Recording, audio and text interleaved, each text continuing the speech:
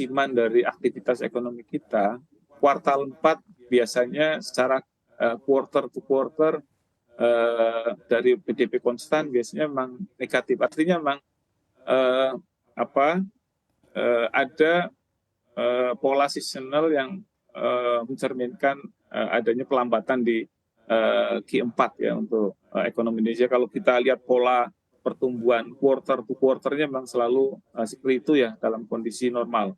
Namun kalau kita juga kalau kita lihat ekonomi kita memang sudah menuju ke arah normal sehingga polanya juga mulai balik. Jadi memang di kuartal 4 nanti ekonomi kita akan melambat dibandingkan di kuartal ketiganya, sehingga secara meskipun tadi kuartal 1 sampai kuartal 2 kemarin kan 5,0%, kemudian 5,44%, dan di kuartal 3-nya kita perkirakan di atas 5,5%. Namun overall pertumbuhan ekonomi kita itu akan berada antara 5,1 sampai 5,4%. Jadi memang nanti akan ada perlambatan di Q4 itu memang saya kira sudah anticipated ya dari pemerintah karena melihat pola seasonal dari aktivitas ekonomi kita. Oke, baik. Untuk di kuartal 1 2023-nya dan juga kuartal selanjutnya di tahun 2023, Anda melihatnya apakah ekonomi Indonesia juga masih positif di tengah gejolak yang ada, Pak Abdurrahman?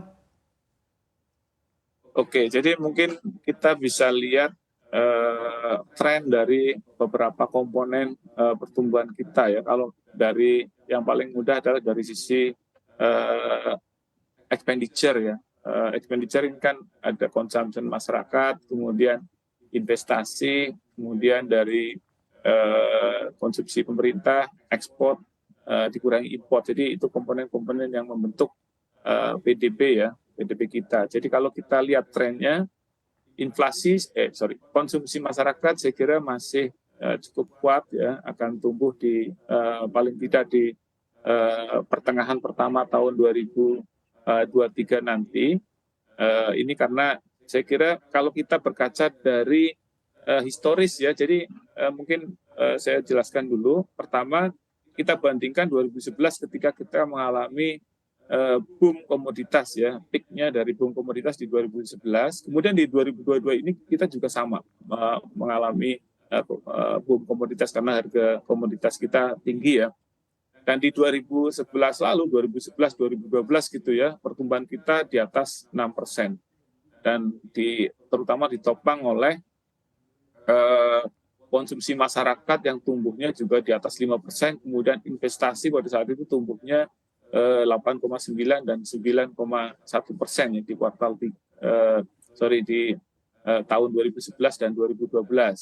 Jadi pada saat itu juga kita tahu bunga acuan BI pada saat itu di atas 6,5%, kemudian yield juga sekitar 7% gitu ya.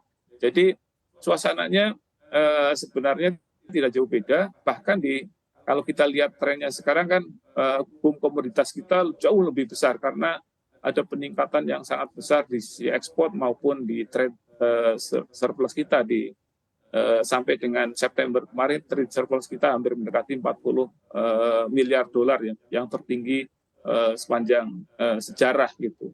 Dan saya kira dengan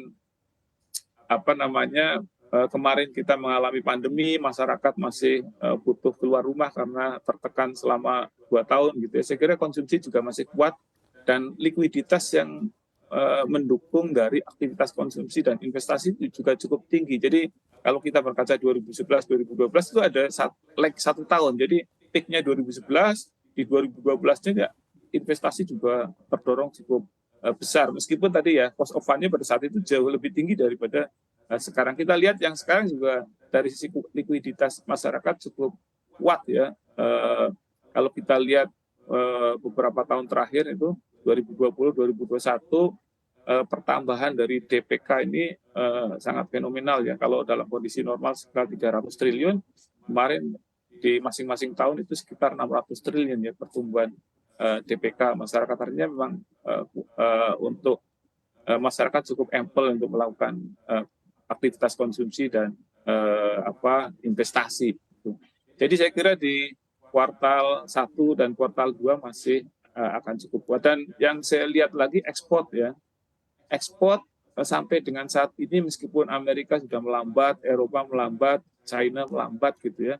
Ekspor kita tumbuhnya masih sangat kuat.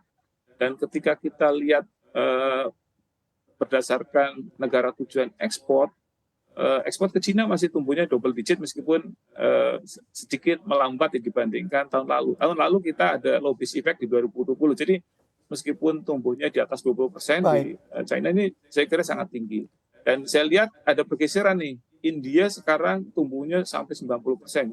Ini ekspor kita sampai dengan September ke India. Dan pertumbuhannya bukan karena harga, tapi ini didorong lebih dominan karena volume. Jadi India yang diproyeksikan akan resilient di 2023 menjadi semacam sektor untuk ekspor kita. Oke.